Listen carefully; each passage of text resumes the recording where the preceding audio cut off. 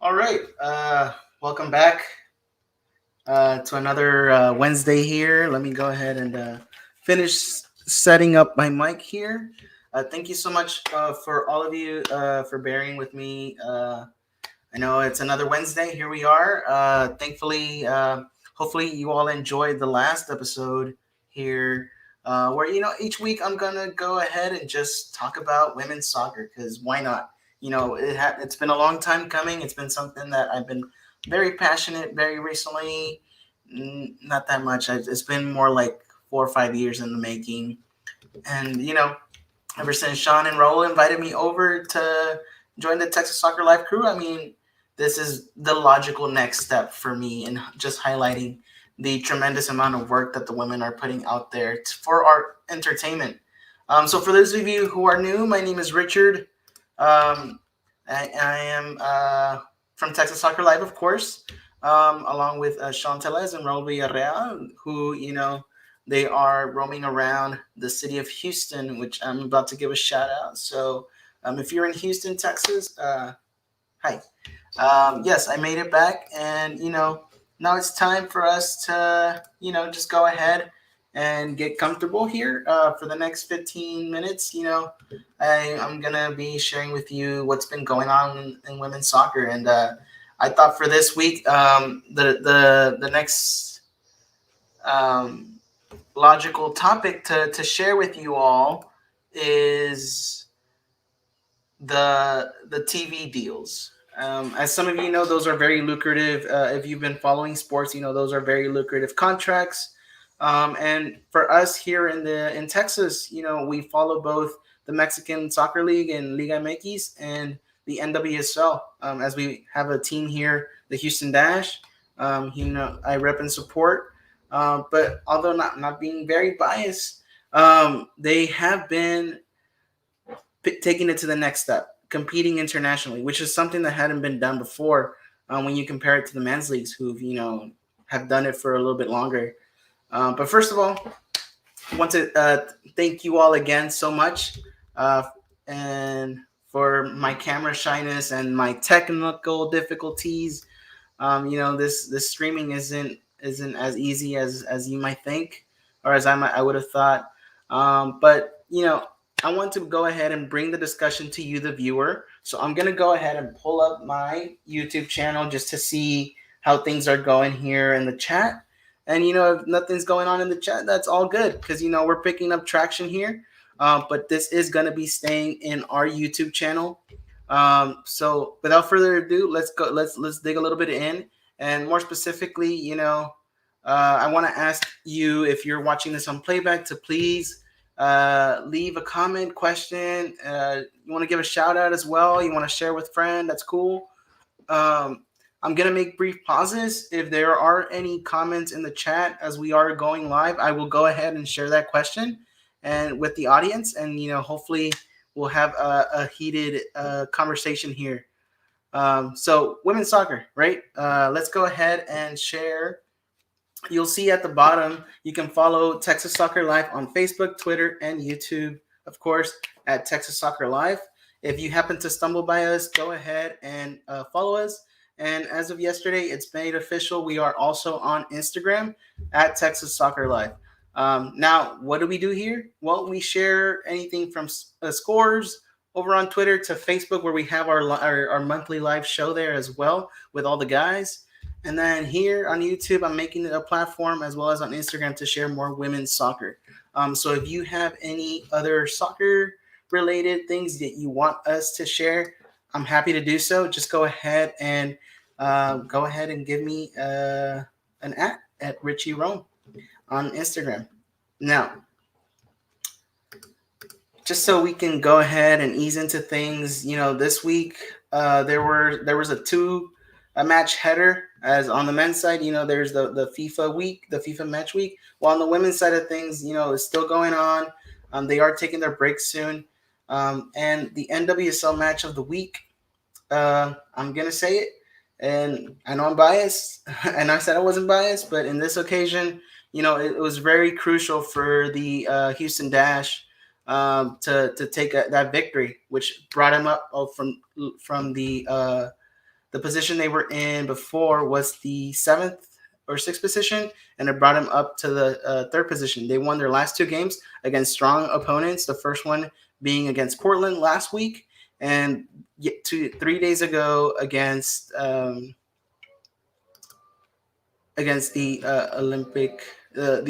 North Carolina Courage. Yeah. So that was my match of the week. If you haven't watched the highlights, I'm gonna go ahead and link that into our YouTube channel down here in the comments. So let's go ahead and take a quick look. But as for the Liga MX Femenil, el partido de la semana, I mean, what can I say? Liga MX Femenil is being ruled by Monterrey. Not necessarily the team, but by both teams who represent the Regiomontano section of Mexico. And in this case, Tigres just slammed shut Rayadas. It was an intense game. I do have to say that it was a 2-1 victory, so it wasn't that tough of a loss on the Rayada side of things, but it does show again the competitive nature that comes when both of these teams play against each other. They've played in finals, and it was no different. This match was just amazing, and we saw my favorite players just knocking it out there. So what else can I say? Now I'll go ahead, and if you haven't watched these videos, they do have highlights. Of course, you can look them up. So okay, now I'd like to hear from you. So, do you think that Tigres is gonna win a fourth championship coming this December? Let me know down in the comments. And for the NWSL, I know it's more popular up in the northwest, northeast. But if you're a Dash fan, or if you've been following the Dash after the Challenge Cup win, what do you think? Do they actually have a shot at winning the whole thing, or is it just momentum that they're carrying over? Because so yeah, let me know what you think. And now that we've cut into that, let's go into the hard topics. So I'm gonna go ahead and share my screen, right? So just so that it's a little bit easier. Now, if you've done streaming and you have a suggestion on how to best do this, please let me know, because I don't know how to navigate this platform, but I'm working on it. So let me go ahead and just go ahead and share. So let's go ahead and give that quick share right here. Okay. So we have the ellas en tu DN, right? If you were like me and were wanted to watch Tigres, beat Necaxa, you might have noticed that on September 29th, on that Monday, there was a simulcast. Now, this simulcast, of course, in other sports, I think Dish Network even provided it for a while for fans, and you might have seen this on like college basketball, right? Now, of course, when it's that competitive and you have that amount of matches, it's understandable, right? Because there's only one channel where you can watch this and blah blah blah. But it's surprising to me that TUDN being the merger of Televisa and Univision here in the U.S., who now have over 4 or 5 main channels in Mexico, and they have 2 or 3 channels here. Now they have a streaming platform called Prende TV, and on top of that, they have their cable network, TUDN, Extra, and all the different variations, which I think are up to like 12.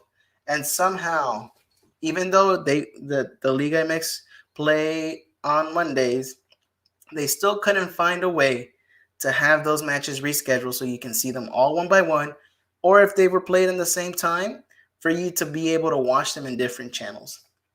Now, I'd like to get your thoughts because to me, it sounds like disrespect, right, to the league. And it was just to pump a rating. Uh, I don't know if it's a thing in Mexico where the ratings are a big deal for how they do business, which is why I think it seems like based on these memes, that's exactly what they wanted to do. Ahora, si ustedes prefieren que les hable en español en esta sección, también lo puedo hacer. Pero me cayó de mucha sorpresa porque, pues sí, estaban haciendo lo hicieron para sacar un rating ese lunes, ¿verdad? Sabiendo que las Tigres iban a jugar y iban a haber otros 2 partidos ese lunes, ¿verdad? Y lastimosamente no fue algo hecho en una buena dirección, ¿verdad? Porque tú no ves los partidos de Liga MX masculino que hagan esto, ¿verdad? Si tú miras el fútbol mexicano, tú sabes que harían lo imposible hasta por pasar partidos en Galavisión, y si estás en México lo están pasando por, ya no tienes a Estrella TV, también tienes otros aficionados, y yo no sé, ¿verdad? Pero el chiste es que tienen otras plataformas para poner sus partidos y sin embargo no estuvieron de acuerdo en cambiar el horario ni tampoco añadir los partidos a otra señal de fútbol, porque si tú has visto los partidos de la selección, sabes que los ponen en Azteca y en Televisa, ¿verdad? Y así está bien, ¿verdad? Nadie dice nada porque son rivales. Pero el punto de esto es que TUDN es una plataforma extremadamente grande como para que vengan a hacerle esto, y es más específicamente a la Liga Femenil. Sabemos que la liga está desarrollándose, ¿verdad? Sabemos que todavía le hacen falta a sus seguidores, pero aún así yo creo que esta no es la manera de cómo tienes que enseñar, ¿verdad? Aquí podemos ver unas imágenes de cómo se vio el partido. Esto no era una repetición, así es como se estaba viendo el partido por la televisión, a ustedes que lo estaban viendo, y si lo estaban viendo por teléfono, aún peor, porque la pantalla estaba más pequeña. Así que esto fue lo que ocurrió el 29 de septiembre, ¿verdad? Vimos que Tigres enfrentó a Cholos, Toluca contra Puebla y Juárez contra Pumas. Y todo esto estaba ocurriendo al mismo tiempo, ¿verdad? Ahí les voy a poner un poco previo aquí. Así fue como se dio, ¿verdad? Y qué lástima, qué lástima, porque sabemos que esto no lo harían en un partido de Liga MX varonil, ¿verdad? Así que eso es lo que yo pienso. ¿Ustedes qué piensan? Voy a tomar un break. ¿Ustedes qué piensan? ¿Hizo bien TUDN en promocionar los partidos de Liga MX femenil así? Oye, ustedes miran la Liga MX femenil, si tienen señal de TUDN, me imagino que aquí en Estados Unidos y en México, ustedes saben que estos partidos siempre pasan, pero nunca habían hecho algo así. ¿Ustedes por qué piensan que hicieron esto a pesar de los ratings? Aparte de eso, ¿y ustedes les gustó si lo vieron? ¿O qué les parece esta idea de estar partidos al mismo horario? Y yo no sé, a mí no me gustaría ver un Tigres América en una pantalla, en la misma pantalla con otro partido de las Chivas y Cruz Azul, o un Atlas Toluca, y así ver los 3 partidos al mismo tiempo porque no pudieron cambiar el horario, ¿verdad? Bueno, eso fue mi opinión acerca de esto, ¿verdad? Ahora déjenme aquí cambiar la siguiente sección, ¿verdad? Porque esto fue una tendencia, eso también lo planearon y lo hicieron llamar Ellas en TUDN, ¿verdad? Lo cual suena bueno en papel, pero en cómo lo ejecutaron, en cómo hicieron el papel, en cómo promocionaron en cómo lo presentaron, pues la verdad fue una mala decisión de parte de la televisora TUDN. Pero bueno, ya moviéndonos a la sección de la NWSL, I'm going to see if I can get those closed captioning here. But this is something that I noticed, right? Was just the TV deals, right? I wanted to look for what was going on with the TV deals. As you see, this is a an article from a year ago, right? How the coronavirus unexpectedly spurred interest on the payoff from the NWSL. Now, if you follow the NWSL, you know that most of the games are being streamed on CBS Sports, which is available on Paramount Plus now, and as well as Twitch. Well, this is actually the best deal that they could have taken, in my opinion. And I mentioned it a year ago if you followed me in my early YouTube shows, where this is actually a 3-year deal where the NWSL opted to go with CBS over NBC, Fox, and ESPN. Now, this was great because before, I would say 2 years ago, ESPNW, so like the women's channel on for ESPN, was the highest rated. I would say the top tier for a women's match to be shown or displayed back 2 years ago, and now to see CBS Sports, which Paramount Plus came with, like I would imagine that was a big reasoning for the deal that happened, right? Because you'd known that the NWSL fall series came after the Challenge Cup last year, and it's just been momentum after momentum, right? And there is a lot of excitement for what this means for women's leagues elsewhere, as well as the NWSL, because that contract is going to expire, I would say 2023, 2022, at the end of 2022. Um, so yeah, what are your thoughts on this deal? Are you able to stream the matches there? I was able to catch some on Twitch, but yeah, that is the deal that they came off, right? And my concern was more on what does this mean? Like, I mean, I would say this is the same level as having CBS having the Champions League. These are all matches that are going to be displayed, unlike what I just shared before about through the end. CBS is actually using their platform of soccer. Now they actually have a dedicated YouTube Sports Golazo channel. On top of that, you're able to stream the match. It doesn't matter if they're playing at the same time. You'll be able to stream the match whenever you want. Especially if it's live, you'll be able to just flip the channel with a simple push of a button on Paramount Plus. But another thing I wanted to highlight on top of the TV deal was just the fact that I definitely glossed over this, and I apologize for any of you who watched last week, because I needed to inform myself a little bit more about what it actually meant for the sexual abuse accusations against the former Washington Spirit coach, because sexual abuse is a thing. And unfortunately, this is the women's sports are not, you can't discount them, because this also happens on and off the field. And if you know my tone, it's a little serious in that regard, but it actually reminds us that, while the women, from the players to the coaches, anybody who's playing anybody who's playing a part in developing football here in North America knows that it's not easy, and it hasn't been easy work. So I did want to commend the NWSL, the women's players as well, for being able to get that deal.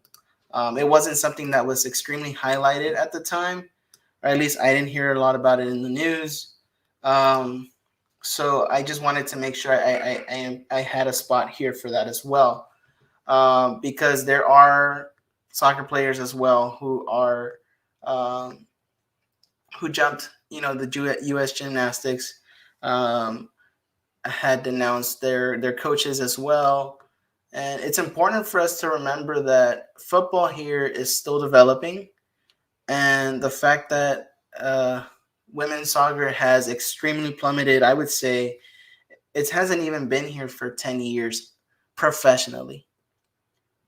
It's been what 2013, 2014 when the league officially formed in here in the US. So it's been 8 years. 8 years, and they've already solidified a great deal with a great company like CBS. Now, I don't know, like by me saying great means you're able to watch the matches. Like when I was a kid, I remember it sucked watching Mexican soccer because they would pass the games on Galavisión, and you had to have cable for that. Now it's easy, in regards to having paying for cable versus paying for a subscription on Paramount Plus.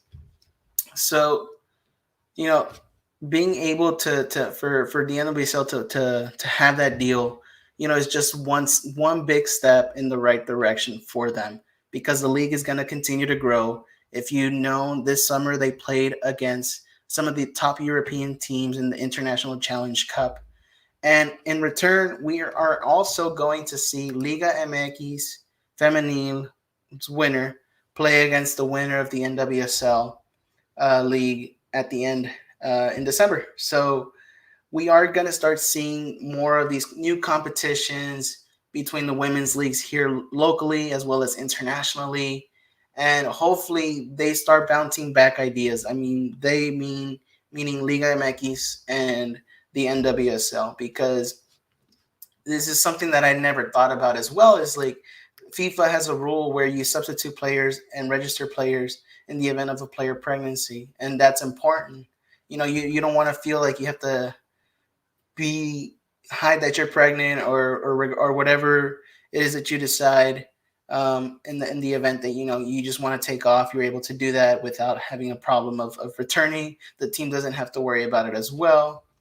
Um, and then the development of young leagues of younger divisions, forming alliances, which is something that Liga MX is highlighting with like the NWSL here in the US, as well as with the FA Women's Super League. So there's a lot of great things coming out, and that is exactly why I wanted to just go ahead and start live streaming here.